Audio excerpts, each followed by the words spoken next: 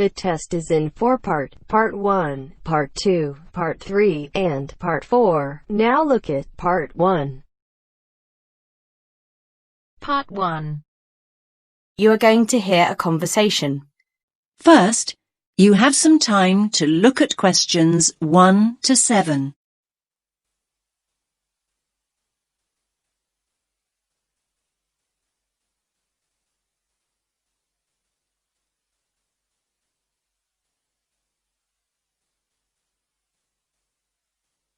Listen carefully to the first part of the conversation and answer questions 1 to 7. Rita speaking. What should I do for you? Oh, hi. I'd like to order some stationery. Could I know your name? Jackson Paris. Right. Can I just confirm your account number and the name of your company, Jackson? Sure. The number is 692411. 692411. Right. And you're from Rainbow Computer? No, the company is Rainbow Communications. Oh, okay. I'll just fix that on the system. Communications. And what would you like to order, Jackson? Envelopes. We need a box of A4, that is, normal size envelopes. White, yellow or manila? We'll have the plain white, please, but the ones with the little windows. Okay, 1 box. A4, white. Just 1 box, was it? On second thoughts, make those 2 boxes. We go through heaps of envelopes. As a matter of interest, are they made from recycled paper? No, you can't get white recycled paper. The recycled ones are grey, and they're more expensive actually. Right, we'll stick to white then. Something else, Jackson? Yes, we need some coloured photocopy paper. What colours do you have? We've got purple, light blue, blue, light green, whatever you want pretty much. There are 500 sheets on the pack. Let me see. We're going to need a lot of blue paper for our new price lists. So can you give us 10 packs, please? Make sure it's the light blue, though. 10 packs of the light blue. Anything else that we can help you with? Let me think. What else do we need? I'm sure there was something else.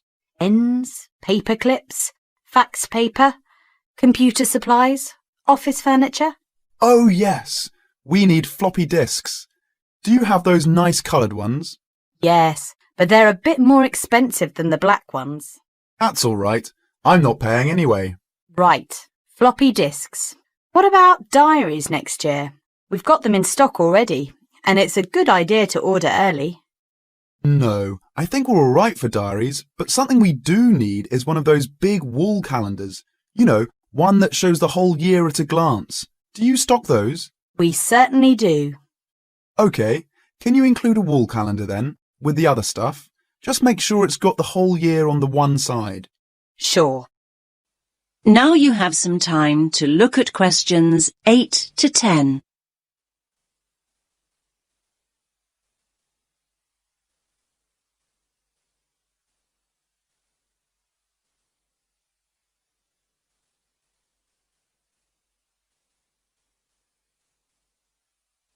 Now listen to the next part of the conversation and answer questions 8 to 10. And do you have a copy of our new catalogue? No, I don't. But would you send one? Yes, I'll pop one in with the order. You'll find it a lot easier to remember what you need if you have our catalogue in front of you next time. Yes, good idea. And when can you deliver this? Should be with you tomorrow morning. Can you make sure that it's not after 11:30 a.m? Because we have to go out at 12. There's only myself here on Fridays. Fine. I'll make a note in the delivery docket that they should deliver before 11:30. Thanks very much. Thanks. That is the end of Part 1. You now have half a minute to check your answers.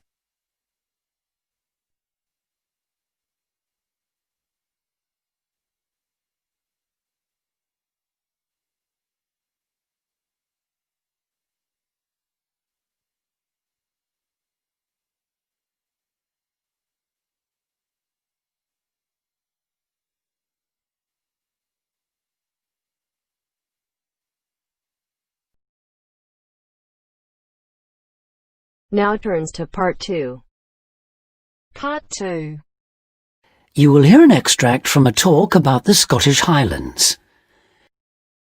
First, you have 30 seconds to look at questions 11 to 18.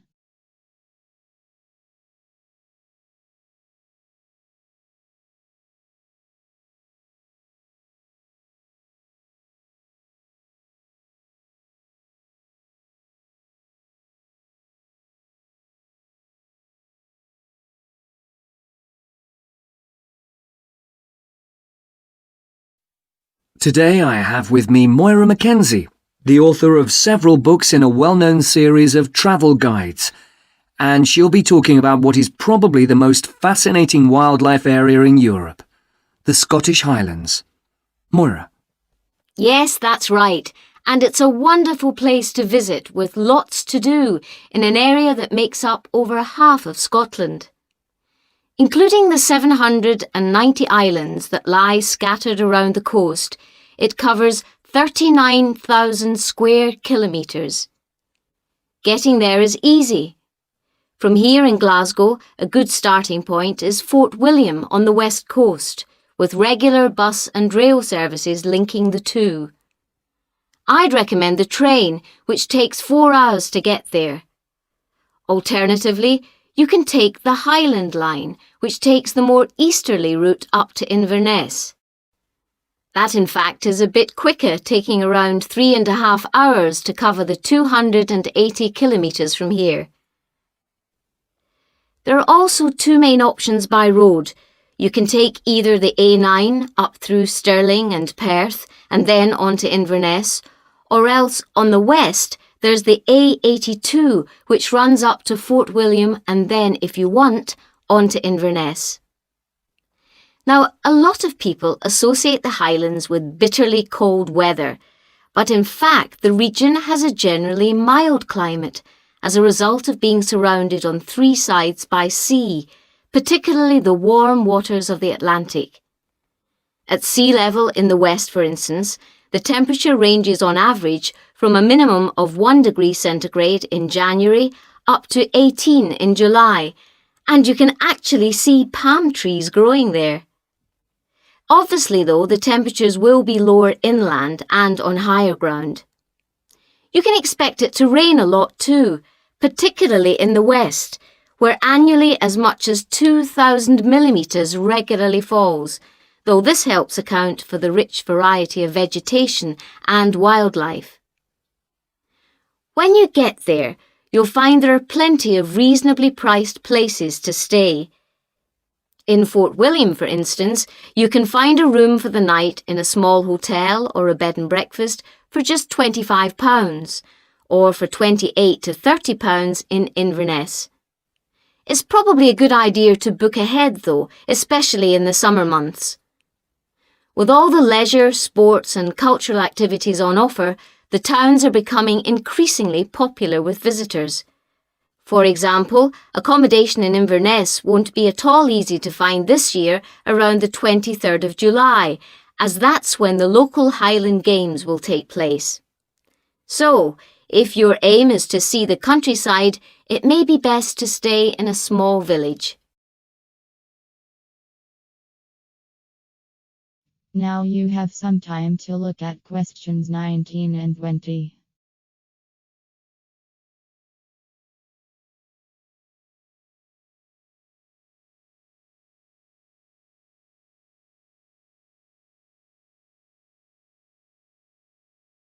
As I mentioned, there's a huge range of wildlife in the Highlands, but for those visiting the area, there are some basic ground rules that are essential if we are to protect it. Firstly, you should make every effort not to disturb birds and animals, and one way of doing this is to blend in with your surroundings, for instance by avoiding brightly coloured garments such as orange anoraks. To see wildlife clearly, it's best to use binoculars, keeping your distance. This is particularly important during the breeding season. Wherever possible, use a hide so that they are less likely to detect your presence.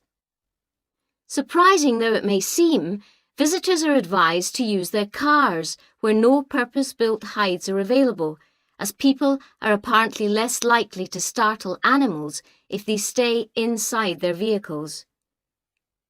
You may even find that creatures come up close to where you're parked, in which case, wait until they've gone before you move off. It should really go without saying that it's essential to be as quiet as possible, though sadly some people need reminding of this. Oh, and one other thing. Wild animals and pets don't mix, so please leave your dog at home or at least somewhere he or she can't chase the wildlife or damage their habitat. That is the end of part 2. You now have half a minute to check your answers.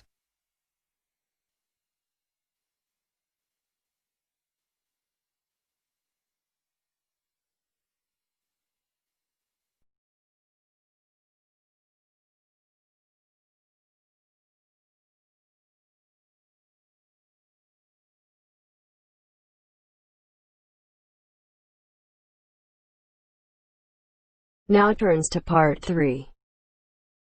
Part 3. You will hear a discussion among 3 students who are organising an international film festival at their college. First, you have some time to look at questions 21 to 24.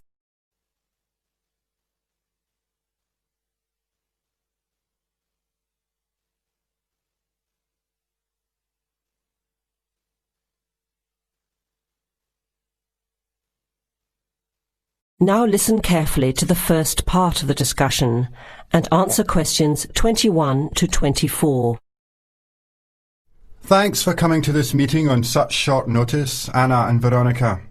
It looks like we have just become the organising committee for this year's International Film Festival. We've all just met, so perhaps we should start by an introduction with a bit of background from each of us. Okay, I'm Anna. I finished 3 years of a languages degree in Sweden, where I come from. This year I decided to study overseas to get to know a different part of the world.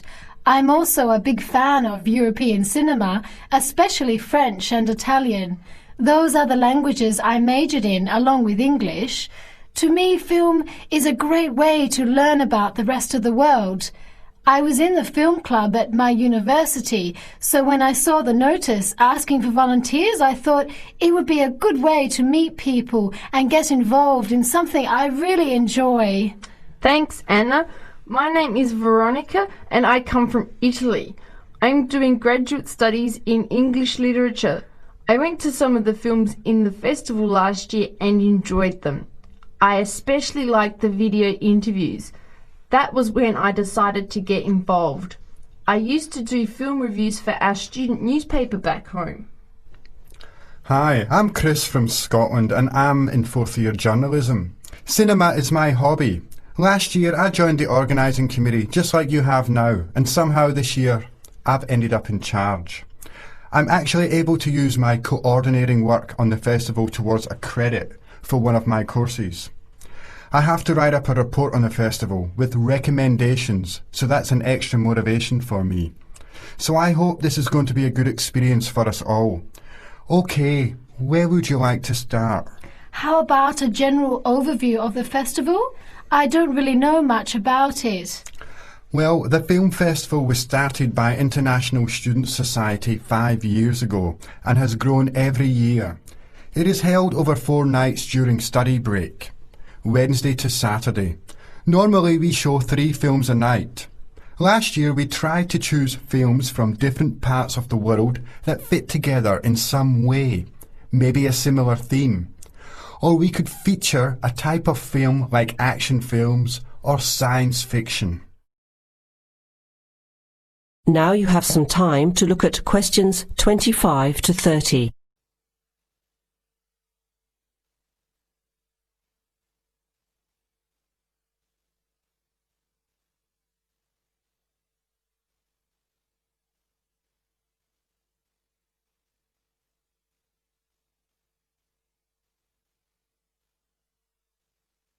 Now listen to the rest of the discussion and answer questions 25 to 30. Who picks the films? It's up to us on the committee to decide. You mean we get to pick all the films ourselves? What a hard decision. There are so many to choose from. Well, that's the fun part. We have this catalogue of independent distributors. The films are listed by language and have a short summary. We just have to go through it to find a good combination of films that will attract an audience. Veronica mentioned something about interviews. How does that fit in? We set up cameras in the foyer of the theatre and did live interviews before, during intermission and after the screening. Anyone from the audience could come up and talk about the film. The Broadcasting and Journalism School set it up and ran the interviews. They were shown on big screens around the lobby and in the theatre. It went over really well. We had a long lineup of students waiting to be interviewed on TV. Everybody wanted their minute of fame. Great idea. Yeah, it worked really well.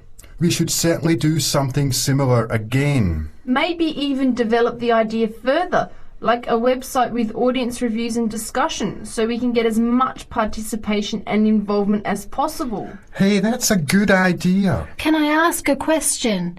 None of the films are in English, right? Are they dubbed or subtitled? Well, we do occasionally choose a film in English, but only from unusual places where the dialect is so strong they sometimes need subtitles, like the Caribbean or even Scotland. The majority of films in the festival are foreign language, dubbed in English. We've learned from experience that students don't like reading subtitles. Maybe they read too much already. Whatever the reason, the subtitled films get smaller audiences, so we avoid them as much as possible. So how large an audience can we expect, and how much does it cost to get in? It costs $5 per film, or a $20 pass for the whole event. All 12 films for the real movie fan. We would have broken even last year, except for a bad storm on the Friday night. We almost had to cancel the whole thing. But overall, we had a good turnout. More than 2,000 people in 4 days. Oh, that's what I was wondering about. The financial part. Where does the funding come from? What kind of budget do we have? The festival is subsidised by the Student Council. We generate money through advertising and through admission charges. We'll go over the budget in details a little later, but we've got lots of work to do in the meantime. I guess we have to start pretty soon. Well, I think by the 1st of March at the latest. We need to select all the films. Then we have to find some advertisers to sponsor the event. That shouldn't be too hard. We'll just start with last year's list. Our deadline for that should be the middle of March. By the end of March, we need to design the programme. Then we can get posters made up and distributed in April. Like you said, we need some clever promotion, something to generate interest and get people talking. We have 4 months to get ready. It should be enough time. OK, where do we start? Let's start by talking about films, since that is the best part, and see what we come up with. What was the best film you saw last year?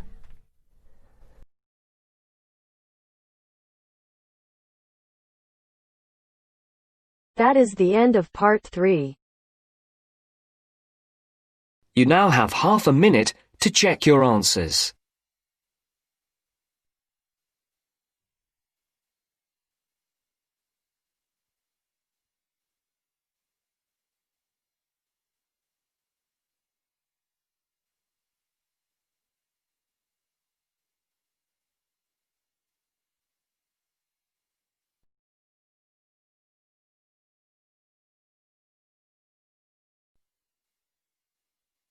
Now turns to part 4.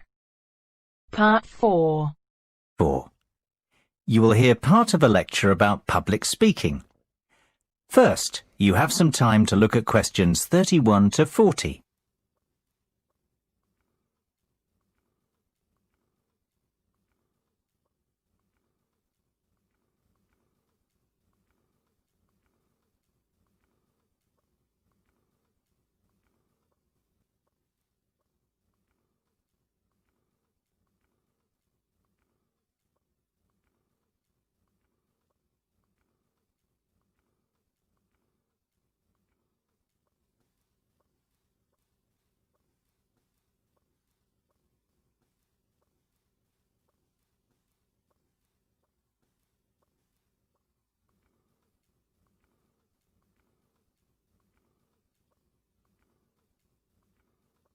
Now listen carefully and answer questions 31 to 40.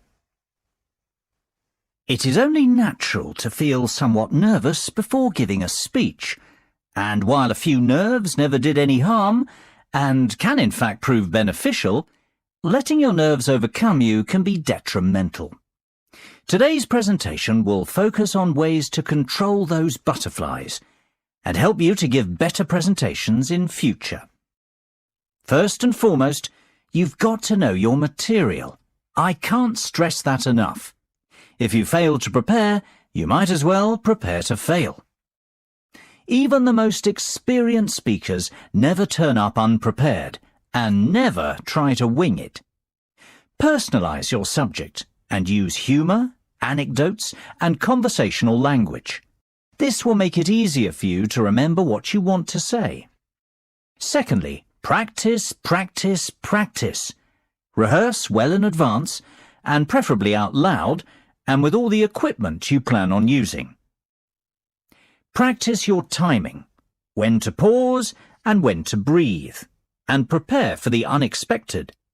Something always goes wrong, especially when you're relying on technology, so always have a backup plan. Get to know your audience before you have to stand up in front of them. Meet and greet them on the way in, perhaps. It is much easier to talk to a group of friends than a group of strangers. And, just as importantly, know your room as well. Arrive early, pace the speaking area, and practice using the microphone and visual aids. The hardest part is trying to relax. Never rush straight into your speech. Begin slowly and address the audience first. In fact, even before you start, take a few deep breaths. You know, 1 1,000, 2 1,000, 3 1,000.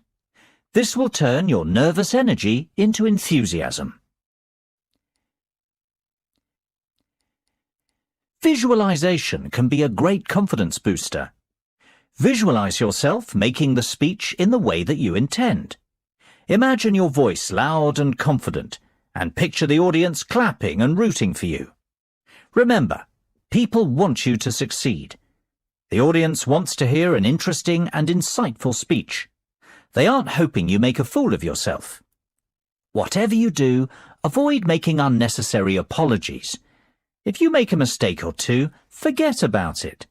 Few will notice, and it will all be forgotten before too long. People often forget the importance of body language. Don't underestimate this. Your words carry far less meaning than your delivery. Success is defined by your intonation and confidence.